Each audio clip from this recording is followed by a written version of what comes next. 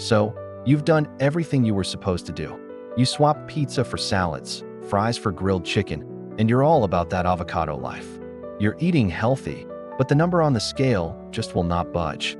It's beyond frustrating, and maybe you even feel like giving up. You see the before and after pictures online, all the success stories, and you just have to wonder, what on earth am I doing wrong? You're putting in all this effort, making the right choices, but your body isn't playing along. It's a quiet, frustrating struggle that makes you question everything you thought you knew about getting healthy. But what if I told you that some of those healthy choices are the very things messing up your progress? What if the advice you've been following is actually keeping you from your goals? I know, it sounds completely backward, but today, we're going to pull back the curtain on the secret culprits in your healthy diet. As a nutrition journalist, I've dug into the science of this stuff for years, and I have seen this exact same pattern over and over again. This isn't about a lack of willpower, it's about having the wrong information. By the end of this video, you'll finally understand what's been holding you back so you can break through that plateau. Let's get into the 5 hidden reasons your healthy diet might be working against you. First up, and honestly the most common trap, is what I call the healthy calorie overload. It's awesome that you've embraced healthy fats. Avocados, nuts, seeds, and olive oil are all amazing for you. But here's the tough truth the wellness world doesn't like to talk about. These foods are packed with calories. The problem is something called the health halo effect. Because we know a food is good for us, we subconsciously let ourselves eat more of it. We just stop paying attention to how much we're actually having. Sound familiar? You don't measure the olive oil on your salad. You just drizzle until it feels right. You grab a small handful of almonds, but that handful somehow becomes half the bag. For perspective, a single tablespoon of olive oil has about 120 calories. One medium avocado has around 240 calories, and a cup of almonds can have over 800 calories.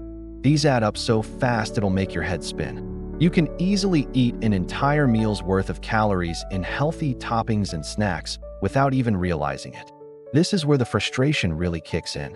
You feel like you're doing everything right, but you're still in a calorie surplus, which makes losing weight impossible. You feel betrayed by your own body. The fix isn't to ban these foods. Not at all. It's to start practicing mindful portioning. Start by actually measuring things. Use a real tablespoon for your oils and nut butters. Get a small food scale and weigh your nuts for a couple of weeks until you can eyeball what a real serving looks like. And instead of eating straight from the bag, put a single serving in a small bowl. This one simple change makes you aware of what you're eating. It takes the guesswork out of it and makes sure these nutrient-packed foods are helping, not hurting. Next up is something that happens because of our first point, the salad trap. You proudly order a salad, thinking it's the safest, smartest choice on the menu. You see that bed of greens and think, yes, this is how I get it done.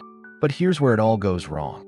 That guilt-free salad might be worse than the burger you were avoiding. The lettuce isn't the problem. It's the mountain of stuff they pile on top that turns your light lunch into a total calorie disaster. So many restaurant salads are drowning in creamy dressings, candied nuts, piles of cheese, croutons, and bacon bits. That healthy Caesar salad with grilled chicken, it can easily have more than 800 calories and 50 grams of fat. That's often more than the burger and fries.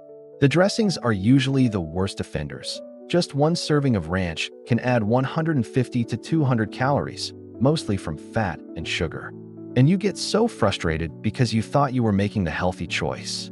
You resisted temptation, you ordered the salad, and you're still stuck. It feels like a total betrayal. You start to wonder if you have to live on plain lettuce just to see results. The solution is to become the boss of your salad. When you eat out, always ask for the dressing on the side. This puts you in charge. Just dip your fork in the dressing before you take a bite of salad. You'll get flavor in every bite while using way fewer calories. Even better, pick a vinaigrette instead of a creamy dressing. And be smart with the toppings. Choose one healthy fat, like avocado or nuts or cheese, not all three. Ask them to hold the croutons and load up on extra veggies for that crunch instead. At home, make your own simple dressing with olive oil, lemon juice, and herbs. That way, you know exactly what's in it, and you can build a truly healthy meal that actually helps you reach your goals. Our third saboteur has been tricking people for decades, the low-fat and diet food lie. You walk through the grocery store, and the labels are screaming at you. Low-fat, fat-free, diet. You figure you're making a smart choice, so you toss them in your cart. Here's the deal.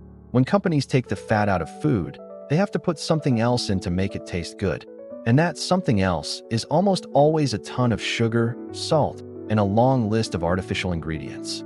These so-called diet foods can actually be worse for you. The extra sugar spikes your blood sugar, and then you crash hard, leaving you hungry and craving more junk food just a short time later. It's a vicious cycle. Plus, when we see a diet label, we feel like we have a free pass to eat more of it, and we end up eating more calories overall. The frustration here is huge. You're literally buying products that are supposed to help you lose weight, but they're doing the exact opposite. You feel completely tricked by the food industry. It makes you feel like eating healthy is just a minefield. The solution is to ignore the hype on the front of the box and become a label detective. Flip the package over and actually read the ingredients. Look at the added sugar line.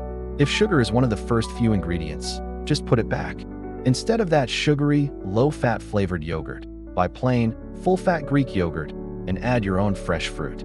The healthy fat in the full-fat version will keep you feeling full way longer. Just try to eat whole, single-ingredient foods as much as possible. An apple doesn't need an ingredients list. A piece of chicken doesn't need one either. The more you stick to real food, the less you'll fall for the marketing tricks.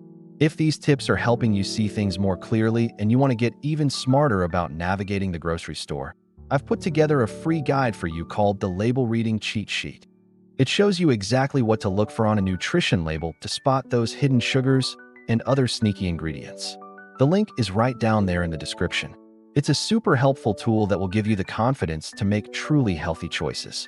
Okay, our fourth hidden enemy is a 2-for-1 deal. Mindless snacking on healthy foods and completely forgetting about liquid calories. You've stocked your kitchen with all the good stuff. Nuts, dried fruit, whole grain crackers. You're ready. But then boredom, stress, or that 3 p.m. slump hits, and you find yourself wandering over to the pantry. The problem is, it's so easy to lose track of how much you're eating when you're not paying attention. A handful of this, a little bit of that, it all adds up. A lot of the time, this is emotional eating. We're using food to deal with feelings, not actual hunger. And all those mindless bites, even of healthy stuff, can easily push you over your calorie budget. Then you have the liquid calories. That healthy smoothie you made, if it's packed with tons of fruit, juice, or sweeteners like honey, it can have hundreds of calories and a shocking amount of sugar. Your daily coffee can also be a calorie bomb, even with plant-based milk, if you're adding syrups and whipped cream. We track our food so carefully but totally forget about what we drink. The feeling here is just confusion. You can't figure out why the weight isn't coming off when you're only snacking on good things. You might start to think your metabolism is just broken, but really, it's these calories you're not even counting that are holding you back. The solution has 2 parts: eat mindfully and drink smarter. Before you grab a snack, just pause and ask yourself, am I actually hungry, or am I just bored? If it's not real hunger, try something else first. Go for a quick walk, drink a big glass of water, or do some stretches. When you do have a snack, put it on a plate. Sit down and enjoy it without your phone or the TV. As for drinks, try making your smoothies with a base of water or unsweetened milk. Focus on veggies like spinach. Use just 1 serving of fruit and add some protein like Greek yogurt to keep you full. And for your coffee, a simple black coffee or an Americano is a much better call than a sugary latte. The last saboteur we're talking about today is the mental trap of thinking you burn way more calories during exercise than you actually do. You crush a tough, 45-minute workout. You feel amazing, you feel strong, and you feel like you've earned a reward. The problem is, we are terrible at guessing how many calories we burn. Fitness trackers and gym machines are usually wrong. They overestimate the burn, and our brains like to round up even more. That brisk 30-minute walk probably burned around 150 calories, not the 500 you might feel like you deserve. This leads to the dangerous thought process of, I worked out, so I can eat this. You then reward yourself with a big meal or a treat that has way more calories than you just burned off. That post-workout smoothie or energy bar could instantly wipe out the progress you just worked so hard for. The frustration here comes from feeling like your hard work is cheating you. You're putting in the sweat at the gym, which is tough, So to see zero results because of this mental trap is super discouraging and a big reason why people just give up on working out. The solution is to break the connection between food and rewards. Exercise because it makes you feel strong, kills stress, and is great for your health, not to earn food. Think of your post-workout meal as refueling, not rewarding. Focus on a balanced meal with protein to help your muscles recover and some good carbs to get your energy back, like grilled chicken with quinoa. Think of food and exercise as two separate, but equally important, things. One doesn't give you a free pass for the other. When you break that mental link, you can appreciate your workouts for all their amazing benefits and make food choices that actually support your goals. All right, let's do a quick recap. We've talked about 5 major things that could be sabotaging your diet. First, the healthy calorie overload from nuts and oils. Second, the salad trap that turns a light meal into a calorie bomb. Third, the low-fat food deception that's often just code for more sugar. Fourth, mindless snacking and liquid calories you're not tracking. And fifth, thinking your workout burned way more calories than it did. Seeing that list might feel a little intense, but it should actually be empowering. Your progress hasn't stalled because you're lazy or broken. It's because you were working with a bad map. Now you have the right information. You can see the traps and you know how to get around them. The journey to losing weight for good isn't about being perfect. It's about being consistent and aware.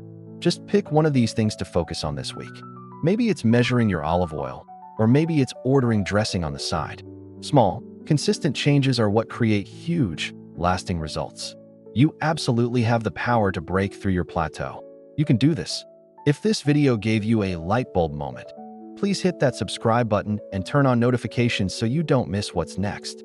And let me know in the comments which of these 5 things was the biggest surprise to you. I'd love to hear from you. Thanks for watching, and I'll see you in the next one.